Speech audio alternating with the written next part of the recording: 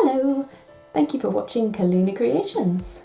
My name's Heather, and in this video I'm going to be teaching you how to make a drawstring bag, like this one. Now this is one of my simplest tutorials. There's no lining to it to be afraid of. Literally the most complicated part of it is threading some cord through the top. So there's literally nothing to be scared of on this project at all. Now the equipment that you're going to be needing, I've done a separate video for if you follow this link. And the only additional things that you're going to be needing is some ribbon or cord to make the drawstring. And also, if you want to, you can also add a toggle on there too. Right, once you've got all that stuff ready, you'd like to carry on watching the video and I will tell you what fabric measurements you're going to be needing.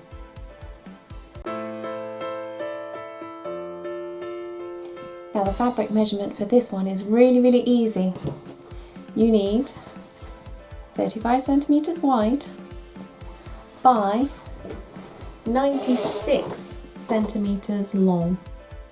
Okay, that's it. So for this one, what we're going to start off with is get your fabric right side up, fold it over like so that the fabric inside is in the inner, and we're going to sew all the way down here, making sure you go forwards backwards here and forwards backwards here, and then we're going to flip it over and we're going to do exactly the same down this side. So all the way down, forward backward here, and this is all just running down the side of your presser foot width. And I'm going to bring it back and show you what to do next.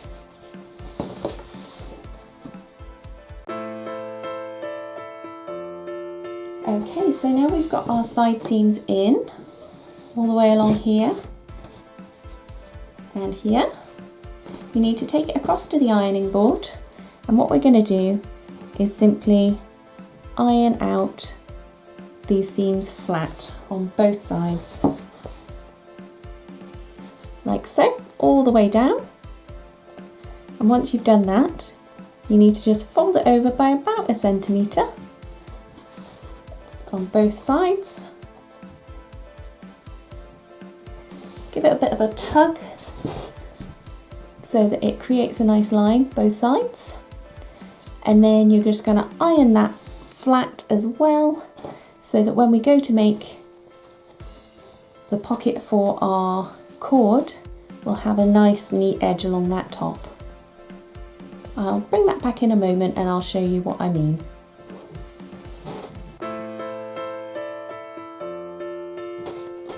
So I've pressed out my side seams and I've popped in my press down this top part as well.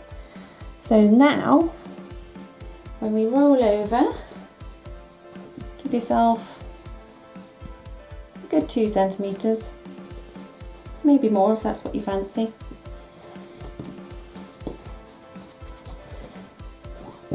Like that.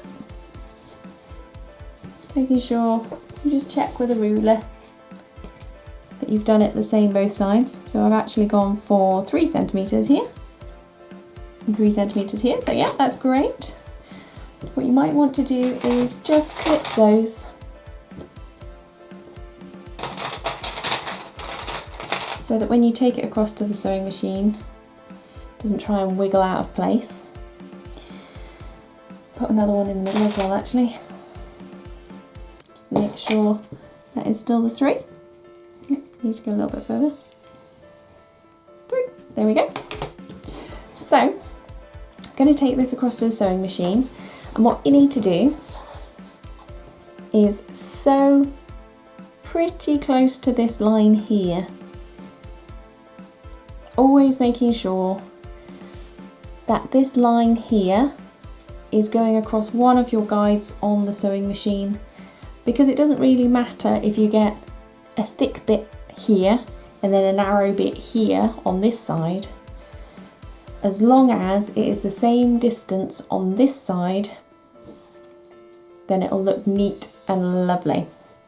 So ideally, you'll have already folded this down and clipped it into place, so that in theory it will be the same amount all the way along, but it is more important that this line on this side is the same distance from here to here. So I'm going to take it across to the sewing machine and put that line of stitching in now, and then hopefully that'll make more sense.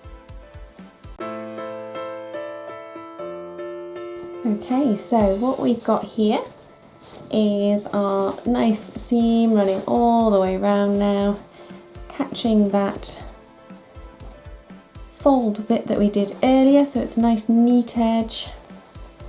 So what we need to do on here now, so if you can see, we've got some loose threads going on. I'll try and zoom in so you can see a bit easier. Okay, there we are. So what I'm going to do, using a needle, is just give this thread a bit of a tug. You can see that loop that's just come through. Pop your needle through there and give it a tug. I'm going to do the same on this side. I'll just show you what that did. We've now got one loose thread on that side. So we've got our starting thread now. Give that a tug to make it cause that loop. Thread your needle through and pull it through. So now we've got 4 threads on this side and none on that side. So I'm just going to knot these like so, and I'm going to do it twice, and just so that they're definitely not going to go anywhere. You might even do it 3 times. Why not? I'd much rather it not come loose. Pardon the pun. Now, as you can see, we've got all these loose threads going on here. Now we could just trim these off, but what I like to do, just to make it a little bit neater, is thread these 4 threads onto our needle, like so, and simply feed this into this pocket area here.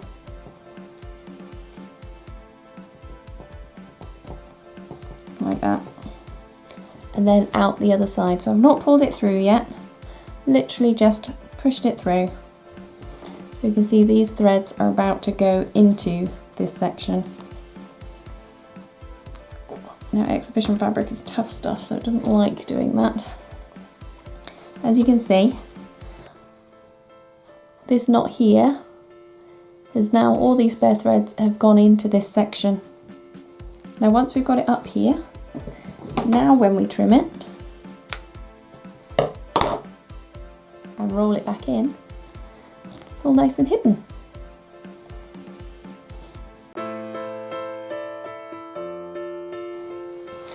So we've got our stitching all the way around. So now we need to turn it the right way out.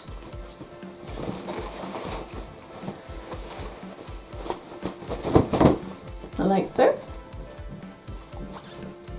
So we've got our funky bag, push out the corners using the finger.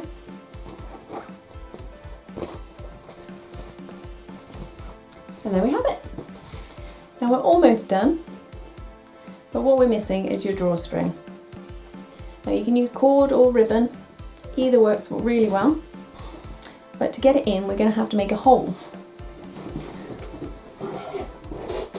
Scissors. Now my fabric is really good, it doesn't like fraying very much, so that is actually a benefit to using this very, very thick evil fabric. If yours does happen to fray quite a bit, then once you've made your hole, you might want to go around the actual entrance with a bit of glue just to make sure that it doesn't start all unravelling, because you don't want that to be happening really. So to make the hole, I always tend to go near a seam. So just give it a pinch to move the inside of the channel away from the outside, like that, and literally just snip. And that leaves you with a hole that is only in the front but not in the back, like that. Now we're going to feed some cord through there now. I'm going to use white cord. So don't cut it at this stage because you don't know how much you're going to want to knot it. Now, my friend bought me one of these once. It's like a funny looking needle. I'm not quite sure what it's called, but it is quite cool. It means that you can just thread your cord onto there, pull it down, and it's not going to go anywhere, and then you just feed it round your hole. Most people won't have one of these though, so you can just use a safety pin, pin that in just to give it a hard edge, something that you can then push along basically. So I've got my cord, got my bag, so slide it into the hole and literally just push it along like this, and then give it a tug every now and again just to feed it through, like that. And when you come to the seam, sometimes you have to wiggle it a bit to get it past, but that just sailed through no trouble, which is unusual. It's nice. And just keep going round and round and round, da, da, da, until you get to the end. Now once you reach the other end, you just poke it back through that same hole that you had before, like so, and give it a tug so that you get all your cord back out. Like that. So now we have our cord inside our bag. Now you don't want to use too much of this, so I'll probably pull a little bit of this back.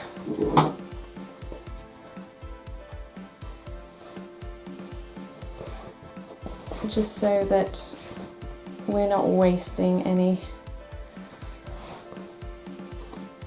That'll probably be enough. So I'm just leaving an overhang of, almost told you inches, 12 centimetres. Just hanging out the other side of the bag, and I'll trim the other side to match.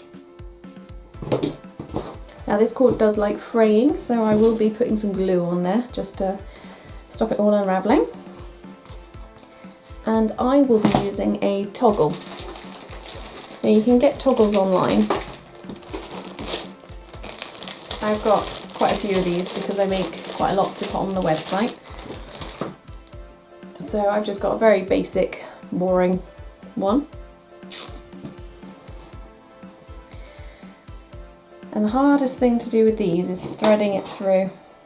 So I'm going to use my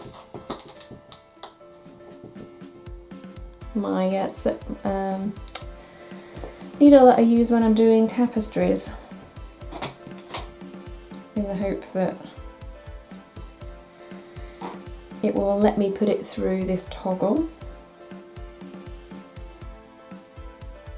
Although I can't get it through the needle threader, so I might not be onto a winner here.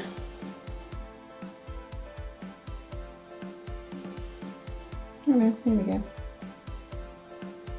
It's one through. Sorry, I should be doing this in front of the camera, shouldn't I?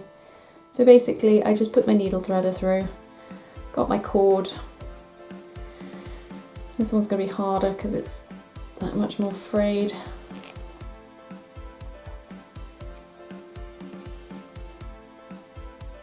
Okay, so I've put that through. Have I gone the wrong way? I have gone the wrong way. Oh well, for this it doesn't really matter. So I've got it on the needle, get my little toggle and squeeze it down.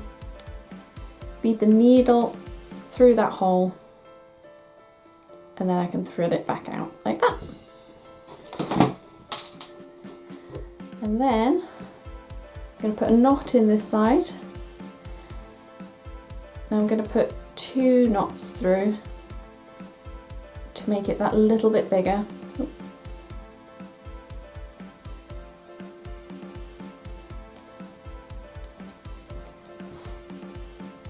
So I fed it through once. Actually, let's give me some more space so I can show you, make it bigger. So I've just pulled the drawstring a little bit further to give me a bit more slack. So pull it through once like your normal knot, but now what I'm going to do is feed it through a second time like that, just to make it a bigger knot, and then pull like that. And then I'm going to do it again in the same place to make it bigger, because what we don't want to happen like that is when we're pulling this, we don't want it to come off, basically. And just because I'm a bit pedantic, I'm going to do it 3rd time.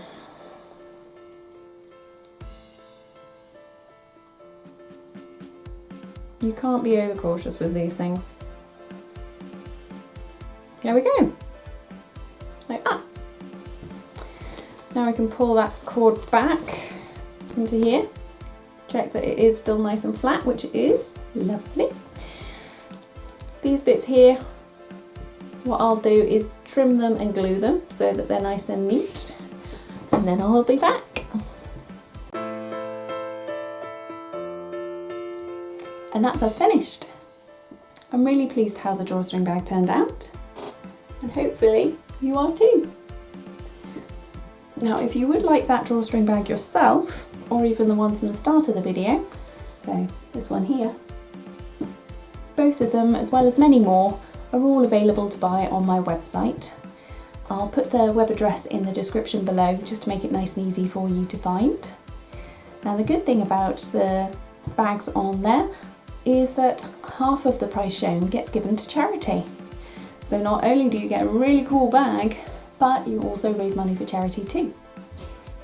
Now, if you did struggle with any of the parts of the tutorial, or if you just want a little bit of further information, then please do put it in the comments below and I'll try my best to keep on top of those.